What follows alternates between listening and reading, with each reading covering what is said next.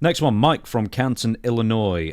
What's up? I've been going through Mid-South in the 80s. I'm on 85 right now, the same year as WrestleMania 1. And it got me thinking, the rumours are that the territory heads of the day actually discussed dealing, quote-unquote, with Vince McMahon. The boom boom way. You know, the old mafia kind of way.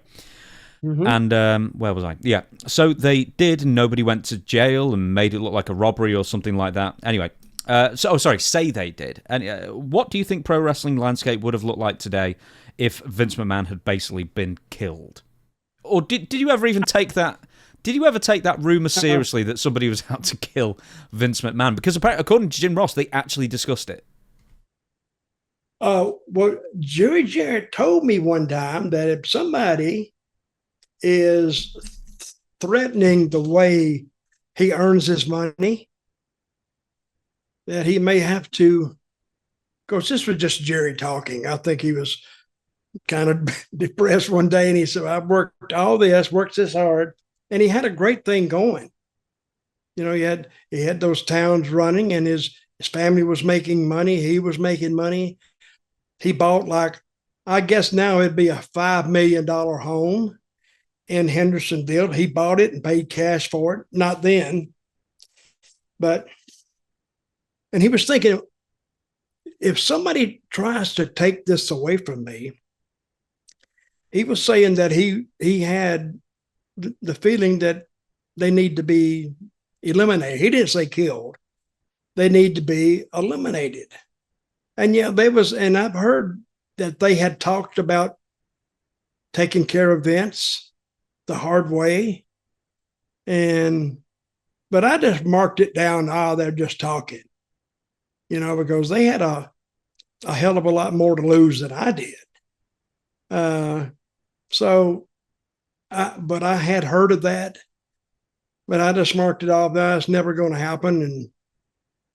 And even I told Jerry, I said, Jerry, if somebody did take him out, somebody's going to take his place. So you got the same problem. So you better line up a bunch of hit guys.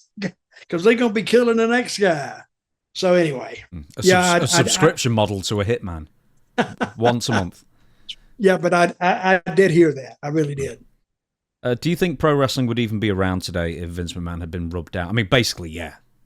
I think it's the answer. I'm throwing the flag on that one. How many times have we said this? Who wrote this? Who's this person we're talking to? He's called Mike. Are you going to say that you cannot kill the business and you've tried for 50 years? Yes, you can't kill it. I mean, no, it wouldn't have. It may not be in the exact same spot, but I double guarantee you that wrestling would still been maybe not where it is today, but yeah, pro wrestling would still be around. It's been around since biblical days. It's been around since the Roman days. So why would pro wrestling not be around today? It would be. Of course, with the little nips and tucks here and there and the other, it wouldn't have killed pro wrestling. And like you just said, we've all, not just me, I've had a lot of people join me in trying to kill this business. I've tried to kill towns before and couldn't do it because I didn't want to go to the town. So I said, I'm gonna kill it. But I tried to kill it in a cute little way, and hell, the people acted like they kind of enjoyed it. I said, I got to stop that stuff. Hell, they're enjoying themselves. What? I don't want them to enjoy themselves. I want them to quit coming so they'll lose money and won't book this town anymore. But anyway, yeah, the wrestling would have been the same, and we'd have been, probably me and James would still be here. Yeah, we'd still be talking about wrestling. No. And where's he from, do you say? Canton, Illinois. Well, he needs to ask himself, if it was here, would he still be watching?